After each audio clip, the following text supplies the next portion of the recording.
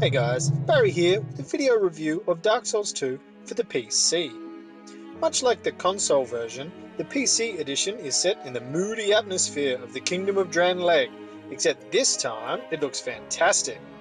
That's the main thing to take away from this review. The PC version of Dark Souls 2 is by far the best version that you should buy.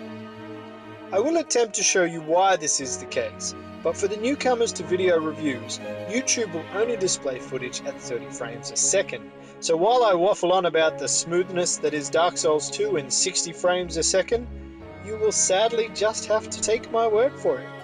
That is, until you install the copy that you buy from watching this review.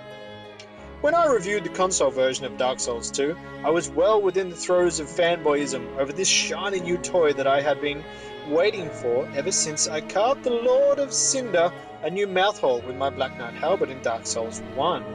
Now though, I've had a chance to reflect a bit more critically on my experience with Dark Souls 2. And yes, for the nitpickers out there, I should probably have done this in the first review. So after some reflection on my time in the Kingdom of Drangleic, I still look at it positively, but I do think there are a few areas that are lacking. For starters, the story. I mean, I'm no stranger to obscurity in Souls series. Shit, that's half the fun. But boy, did they turn it up to 11 in Dark Souls 2. I mean, the game literally tells you on more than one occasion that you will find yourself at the end with no real understanding on why you are there. Now that is either a stroke of brilliance or pretty sloppy storytelling. Another area which I felt could have done with a bit more polish was explaining how shit works in Dark Souls 2, specifically in relation to summoning phantoms and being invaded. I mean, they went to all the trouble of building a specific tutorial area for Dark Souls 2, but then left out some of the most important areas as far as I'm concerned. Now for me, I had no trouble with how the system works because, as mentioned before, I am a veteran of the Souls games, so I knew what was what. But if you just picked up the game because every bugger was going on about it, you may have found yourself very alone in a world full of angry things trying to kill you.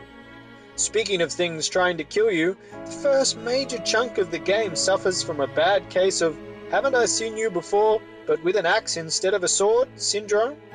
Now yes, the latter half of the game is full of awesome new enemy types ready and willing to carve you a new mouthhole, but geez, I got burnt out on killing the same Dreglin over and over, but with a different hat. Enough of what's out, let's talk about what's in. Frame rate.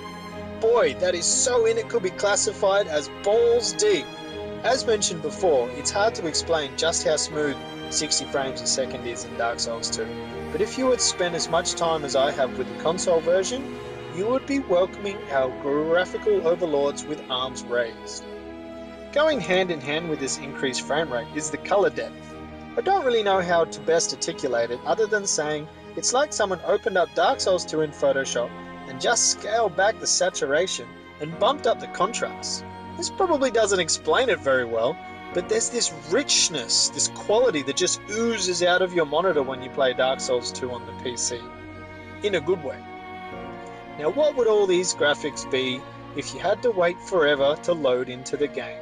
So the good people at From Software decided to boost the crap out of the loading times, so much so that you could sometimes wait up to 30 seconds to load an area on the console versions.